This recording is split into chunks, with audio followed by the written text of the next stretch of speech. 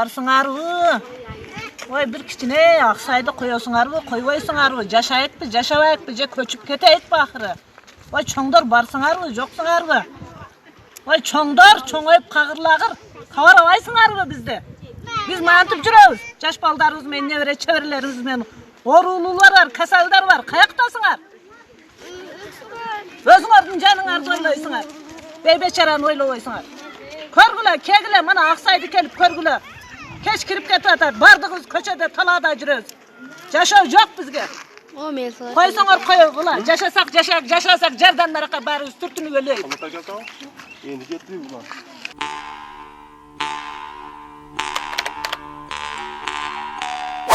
Чегарадагы чыр. Аксайдан көчүрүлүп келген адамдар түнү менен мектептерге жайгаштырылды. Кече 22 июлдан 23 июлга караган түнү Аксай айылынан Баткен шаарына 300дан ашык адам көчүп келди. Бул тууралуу аймактык кабарчыга уюштуруучулар билдиришти.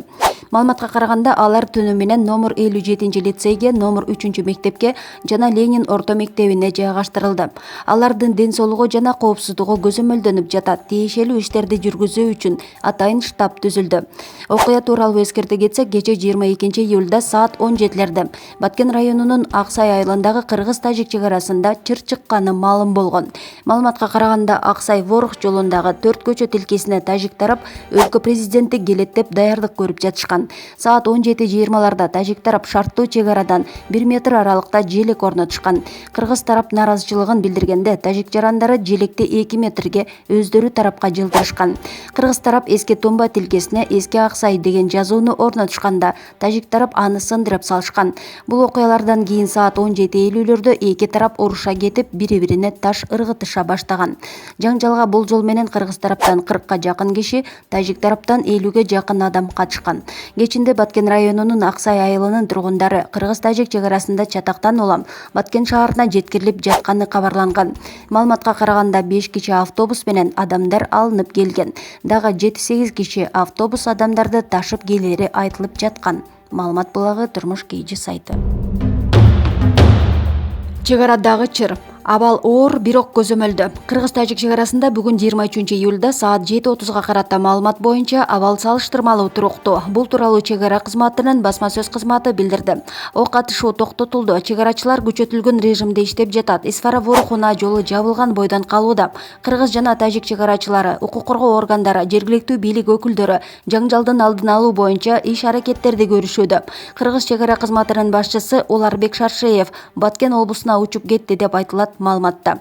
22 июлда Аксай айылынын тургундары менен Ворух анклавынын жашоочуларынын ортосунда пикир келишпестик орун алган. Уруш учурунда жарандардын бири курал колдонуп ок чыгарган.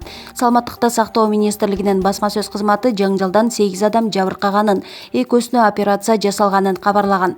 Аксай айылынын жашоочусу болсо 11 адам жабыркап, алардын 9-у октон жаракат алганын айтты. Жаңжал боюнча кыргыз жана тажик чегара кызматы да билдирүү таратты. Тажикстан тарап жаңжалдан 1 адам каза болуп, 10дон ашуун адам жаракат алганын маалымдады. Тажикстандын чегара кызматы кыргыз-тажик чегарасындагы жаңжалдан 1 адам каза болуп, 10дон ашуун адам жаракат алганын билдирди. Мындан сырткары Ворух айылынын жашоочулары эки өлкөнүн президентинин жолугушуусуна даярдык көрүп жатканда чыр чыкканы айтылат. Даярдыктын алкагында Воруктун жашоочулары Тажикстандын желегин илип жатышкан. Саат 16:35 чамасында кыргыз жарандары буга каршылык көрсөтүп, өз алдынча жерди казып, Аксай деген жазууну жана өлкө желегин илип коюшкан.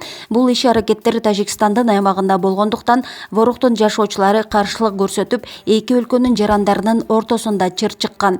Кыргыз жарандары таштарды ыргытып, аны менен катар курал да колдонгондуктан Воруктун бир жашоочусу октон каза болду. Дагы 3 адам жаракат алды. Ыргытылган таштардан 7 адам жаракат алып, ооруканага жеткирилди. Бул арада кыргыз жарандары Исфара Ворух жолун жаап салышты. Эки өлкөнүн башчыларынын жолугушуусунун алдында чыккан окуя кыргыз чөйрөсүндө чегарада тынчтык болушун каалабай, чагымчылдык кылып жатышканын кабар берет.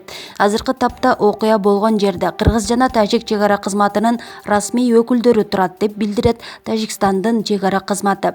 Маалыматка караганда ушул аптанын соңунда президент Сооронбай Жээнбеков менен Тажикстандын президенти Эмомали Рахмон Исфара шаарында жолугушуп, кыргыз-тажик чегарасын тактоо маселесин сүйлөшмөк.